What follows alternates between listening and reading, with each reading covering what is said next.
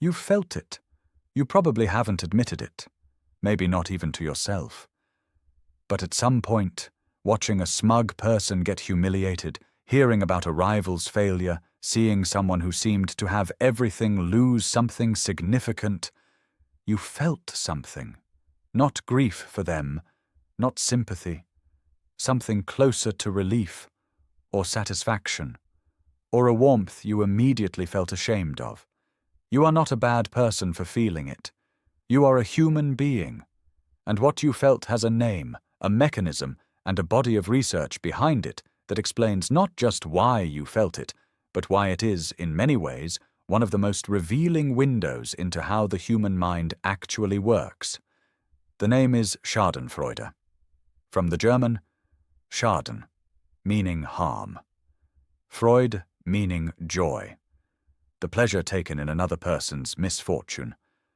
And the research on it will change how you understand not just this feeling, but the entire architecture of how human beings relate to each other. The word Schadenfreude has existed in German for centuries. It entered English vocabulary gradually, borrowing from the German because English had no equivalent, which itself tells you something. The experience was so common, so recognizable, that it needed a name. But English apparently preferred not to have one. Researchers began studying Schadenfreude systematically in the 1990s and 2000s, and what they found disrupted several comfortable assumptions about human nature. The first disruption: Schadenfreude is not rare, it is not pathological, it is not the province of cruel or damaged people. It is universal. Studies across cultures, across demographics, across contexts, from competitive professional settings to sports fandom to social media, find it consistently in the vast majority of people. The variation is not in whether people experience it. The variation is in whether they acknowledge it, how strongly it presents, and under what specific conditions it is most intense. The second disruption: the feeling is not primarily about cruelty. Research by Sherry Coombs at the University of Kentucky identified 3 distinct pathways through which Schadenfreude is most commonly activated: perceived deservingness, social comparison, and intergroup competition. None of these, examined carefully, are about wanting others to suffer for its own sake. They are about something much more psychologically complex, and much more revealing of how the human social mind is actually structured. Here is the first pathway. Perceived deservingness. When someone who is perceived to have violated a moral norm, who behaved arrogantly, treated others poorly, or succeeded through means that seem unfair, suffers a setback that appears connected to that behavior, the most common emotional response is not indifference, it is satisfaction. Research by Wilco van Dijk at Leiden University found that participants reported the strongest Schadenfreude in response to misfortunes of people they perceived as having deserved them. High-status individuals who were arrogant, competitors who had behaved unethically, people who had flaunted advantages without apparent gratitude. When the misfortune seemed proportional to the prior behavior, when it felt like justice rather than random cruelty, the pleasure was most pronounced. This is not a primitive response, it is the emotional output of a very sophisticated cognitive system, the sense of justice. The human moral sense is not just a set of rules about right and wrong, it is an emotional system that tracks fairness, reciprocity, and proportionality in the social world, and produces positive affect when balance is restored. Schadenfreude in the context of perceived deservingness is the emotional experience of the justice system registering that balance has been restored. The person who seemed to be getting away with something is no longer getting away with it. The disproportionate advantage they held, through arrogance, unethical behavior, or unearned status, has been reduced. The social order has been corrected. And the brain's justice tracking system responds to that correction the same way it responds to any resolution of a moral violation. With relief, with satisfaction, with the specific positive affect that humans experience when the world, momentarily, seems to be working as it should. Here is the second pathway: social comparison, and this one is less comfortable than the justice narrative. Leon Festinger's 1954 social comparison theory proposed that humans have a fundamental drive to evaluate their own opinions and abilities, and that when objective standards are unavailable, they do so by comparing themselves to others. This comparison process is continuous, automatic, running in the background of social perception at all times, and it is not neutral. Research has established that people experience their social comparisons in one of two directions. Upward social comparison, comparing yourself to someone better off, more successful, more capable than you, produces a range of responses depending on the context. Sometimes motivation, more often envy, inadequacy, or diminished self-assessment. Downward social comparison, comparing yourself to someone worse off, reliably produces positive affect, not through any specific emotional experience, but through the subtle, continuous recalibration of your own position relative to others. When someone else suffers a setback, their position in the implicit social hierarchy shifts. The distance between your position and theirs changes. Your comparative standing improves, without anything changing for you at all. This is the mechanism that makes Schadenfreude in this pathway not about justice at all. It is about position, about the specific comfort of a relative comparison that temporarily improves. And this version of Schadenfreude, the one that requires no moral justification, that applies to strangers and acquaintances and public figures with no particular moral valence, is perhaps the version that most people are least comfortable acknowledging.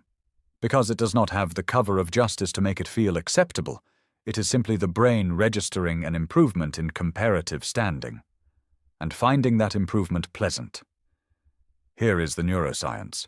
In 2009, a research team led by Hidehiko Takahashi at the National Institute of Radiological Sciences in Japan conducted one of the first neuroimaging studies of Schadenfreude. Participants were given descriptions of highly successful peers who then suffered misfortunes. The results documented something precise. Envy, the negative affect produced by the superior position of others, activated the anterior cingulate cortex, the region associated with pain. Schadenfreude, the positive affect produced when those same others suffered setbacks, activated the ventral striatum, the brain's primary reward center. The same reward system that activates for food, for money, for social connection activated for the misfortune of an envied rival. Not symbolically. The same neural circuitry. The fall of the envied person was processed by the brain as a reward. And the greater the envy that had preceded the Schadenfreude, the more painful the upward comparison had been, the stronger the reward signal when the setback occurred. The pain of envy was directly proportional to the pleasure of its resolution. The suffering of the other was the antidote to the suffering of comparison. This finding has an implication that most discussions of Schadenfreude overlook. The experience of Schadenfreude is not primarily information about your relationship to the person who suffered. It is information about your relationship to yourself, about the specific domains of your self-esteem that are most vulnerable to comparison, about the places where you feel most exposed by the apparent success of others. The people whose failures most reliably produce pleasure are the people whose success most reliably produces pain. The Schadenfreude is the map. It shows you where the envy was. And envy shows you where your sense of your own value is most precarious. Here is the third pathway: intergroup competition. Human beings are tribal, not as a metaphor, as a biological fact about how the social brain evolved. The categorization of people into in-groups and out-groups, us and them, is one of the earliest and most automatic processes in social cognition. Infants show preference for in-group members before they have language. The process requires no deliberate intention. It is the default architecture of a social species that evolved in a world where group membership was survival critical. Research by Henri Tajfel, the social psychologist who developed social identity theory, established that even minimal group membership, based on entirely arbitrary distinctions produces reliable in-group favoritism and out-group derogation. Participants assigned to groups based on their preference for paintings by Klee versus Kandinsky, an entirely meaningless distinction, showed consistent preference for their own group members and relative indifference or mild hostility towards the other group.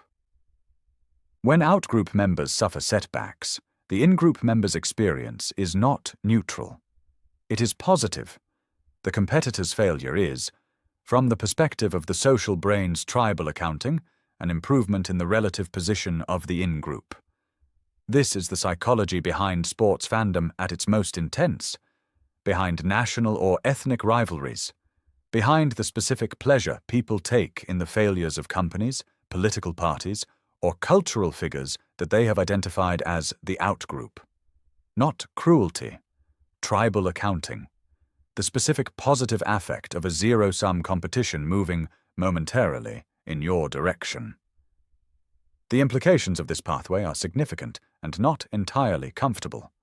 Because the intergroup pathway for Schadenfreude means that the suffering of another person, any person identified as outgroup, can produce pleasure in the observer not based on any evaluation of that person's specific behavior or deservingness, simply based on their group membership.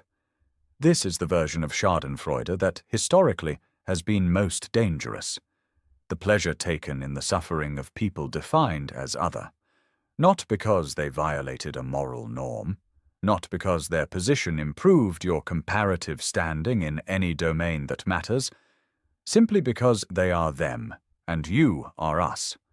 And the tribal brain, doing the only accounting it knows how to do, registered their loss as your gain. Here is the finding about Schadenfreude that most disrupts the assumption that it is fundamentally a dark emotion. Research by Leiden van Dijk found that Schadenfreude, in the context of perceived deservingness, often functions as a social bonding mechanism. Sharing information about the misfortune of someone who was perceived to have violated a social norm, gossiping, effectively, about the person who finally got what was coming to them, produces positive affect in both parties. It affirms a shared moral framework. It communicates to the listener. We agree about what was wrong with what this person was doing. We share the value that was violated.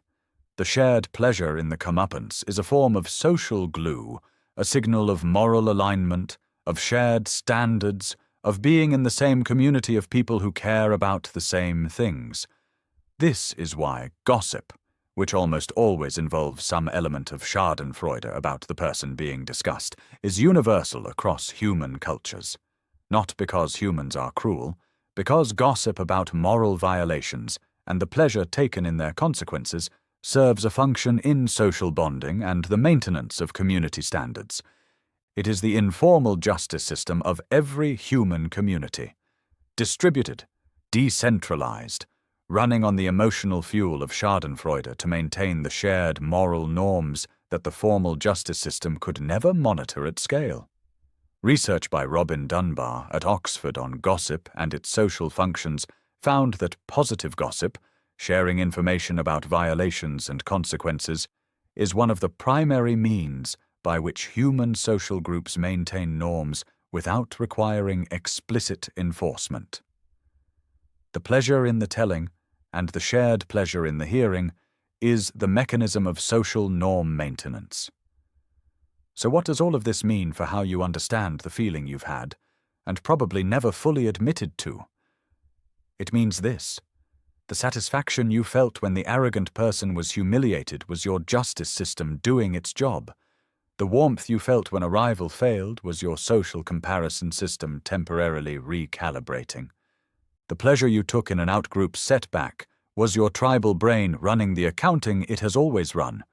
None of these make you a bad person. They make you a person. With a brain shaped by millions of years of social evolution, producing emotional responses to social events that, for most of human history, served critical functions in the maintenance of fairness, status hierarchies, group cohesion, and social norms. The discomfort that follows the feeling, the shame that arrives after the satisfaction, is not irrational either. It is the evaluative, reflective part of the mind recognizing that the tribal accounting your emotional system ran automatically is not the kind of moral reasoning you consciously endorse, that the person who failed may not have deserved it, that the comparison you were making reveals insecurities you would prefer not to have, that the outgroup member's suffering is the suffering of a human being who deserves something better than your involuntary reward system.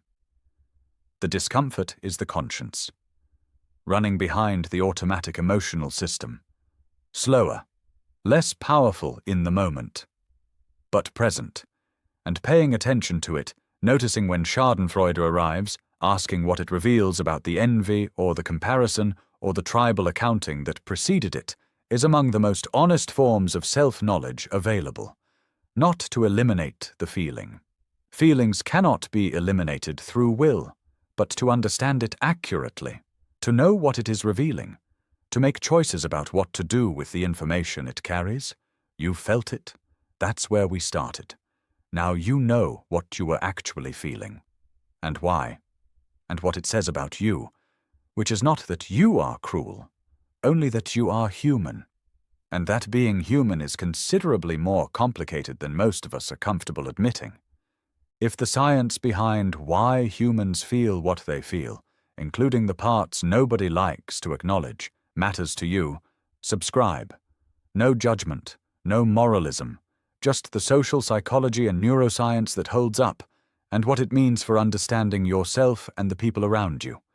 The next video goes into the psychology of envy, specifically why we feel it most intensely for the people closest to us, rather than for the most successful people in the world. Hit subscribe.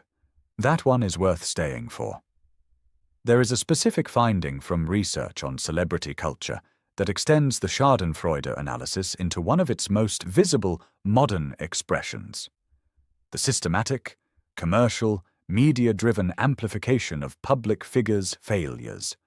Tabloids, reality television, social media, the entire ecosystem of content built around the public humiliation, scandal, and downfall of famous people.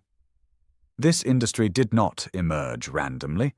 It emerged because there is a reliable, consistent audience for it, and the psychological mechanisms described in this video explain why. Celebrity culture, at its base level, is an engine for the mass production of the conditions most likely to produce Schadenfreude. Public figures are, by definition, targets of upward social comparison for most of their audience. They are more successful, more attractive, more privileged, more visible than the people observing them. The comparison is built into the dynamic, and as Hidehiko Takahashi's neuroimaging research documented, the more intense the preceding envy, the stronger the reward signal when the setback occurs. The celebrity culture machine is designed, intentionally or not, to first maximize the envy by presenting the most aspirational version of the celebrity's life, and then deliver the setback at regular intervals, the construction of the image, the downfall, the redemption arc, the next downfall, each phase optimized for maximum emotional response in the audience. Research on parasocial relationships, the one-sided emotional bonds that audiences form with media figures, has found that these bonds produce genuine emotional investment. Viewers genuinely feel the celebrity's triumphs, they genuinely feel the Schadenfreude at the falls. The fact that the relationship is entirely one-sided, that the celebrity is unaware of the audience member's existence, does not reduce the intensity of the emotional experience.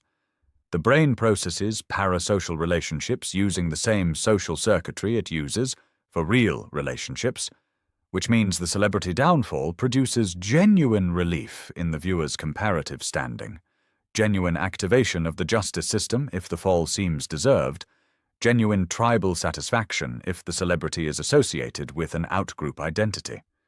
The industry is profitable because it is psychologically effective. It delivers, at scale, the precise emotional experiences that the human social brain is most reliably responsive to. And understanding that, Understanding that your engagement with that content is a product of specific neural mechanisms operating exactly as designed is the first step toward relating to it with rather more deliberate intention. There is a final dimension to Schadenfreude that the research has only recently begun to map, and that changes the picture significantly. It involves the phenomenon of benign Schadenfreude. Distinct from the malicious version, benign Schadenfreude refers to the mild, often affectionate pleasure taken in the minor misfortunes of people we care about. The friend who trips and is completely unhurt. The colleague who spills their coffee on themselves in a minor embarrassing way. The partner who makes a small, predictable mistake they were warned about. The pleasure here is not about comparative standing, not about justice, not about tribal competition. It is something closer to the emotional experience of witnessing someone's humanness, the specific, warm recognition that even capable, composed people are subject to the same physical and social misfortunes as everyone else. Research by Wilco van Dijk found that benign Schadenfreude is associated with a specific pattern of social cognition. It occurs most reliably when the misfortune reduces the perceived status gap between the observer and the person observed. When someone who seems unusually composed, unusually successful, or unusually unaffected by the ordinary difficulties of life is revealed, through a small mishap, to be subject to those difficulties after all, the psychological distance between observer and observed reduces, and that reduction feels like warmth, like recognition, like a moment of shared humanity. This is Schadenfreude functioning not as an antisocial emotion, but as a social leveler. A mechanism for maintaining the sense of shared humanness that high-status individuals' public performances of capability can sometimes obscure.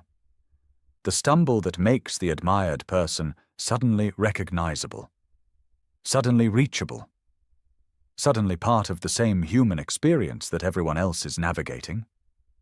The pleasure in that recognition is not cruelty. It is, in its own way, a form of connection. The person who stumbled is seen not as superior or inferior, for a moment, as simply human. Like you.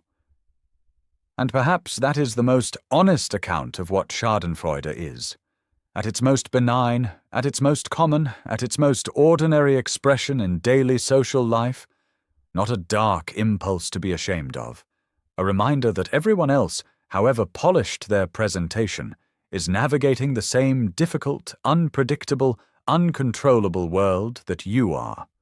Sometimes they stumble, and sometimes in the most human way possible. That is a relief. There is one more piece of this that connects everything together. The research on Schadenfreude intersects, at its deepest level, with research on what psychologists call self-evaluation maintenance. Developed by Abraham Tesser at the University of Georgia, self-evaluation maintenance theory proposes that people manage their self-esteem partly through their relationships to other people's performances. When someone close to you outperforms you in a domain that is important to your self-concept, the response is not simply admiration. It is a threat to your self-evaluation that produces one of several possible responses. Distancing from the person, reducing the relevance of the domain to your self-concept, or the response most relevant here, increasing the satisfaction taken in any subsequent setback that person experiences. The closer the person, the more relevant the domain, the stronger the self-evaluation threat, and the more intense the Schadenfreude when the setback occurs. This is why we feel the most intense Schadenfreude not for distant celebrities or abstract outgroup members, but for the people closest to us who are competing in the same domain we care most about. The colleague in the same department who gets a better outcome. The friend with the same background who achieves more. The sibling who succeeds in the area where you most want to succeed. These are the people whose failures produce the most relief. And understanding why requires looking honestly at where your own self-evaluation is most precarious. Tesser's research found that people who had strong self-esteem in a domain were less threatened by close others' superiority in that domain, and therefore less likely to experience intense Schadenfreude when those others failed. The intensity of the Schadenfreude is inversely proportional to the stability of the self-evaluation in the relevant domain. Where you feel most secure, you can genuinely celebrate others' success. Where you feel most threatened, their failure becomes a relief. Which means that the Schadenfreude you feel most intensely is not, ultimately, about the people who are suffering. It is a precise measurement of where you most need to do your own work, not as judgment, as information. The map the emotion is drawing is a map of your own vulnerability. And knowing where the vulnerability is, being able to see it clearly, without shame, as a feature of being human rather than a flaw to be hidden, is the beginning of the only kind of work that actually reduces it.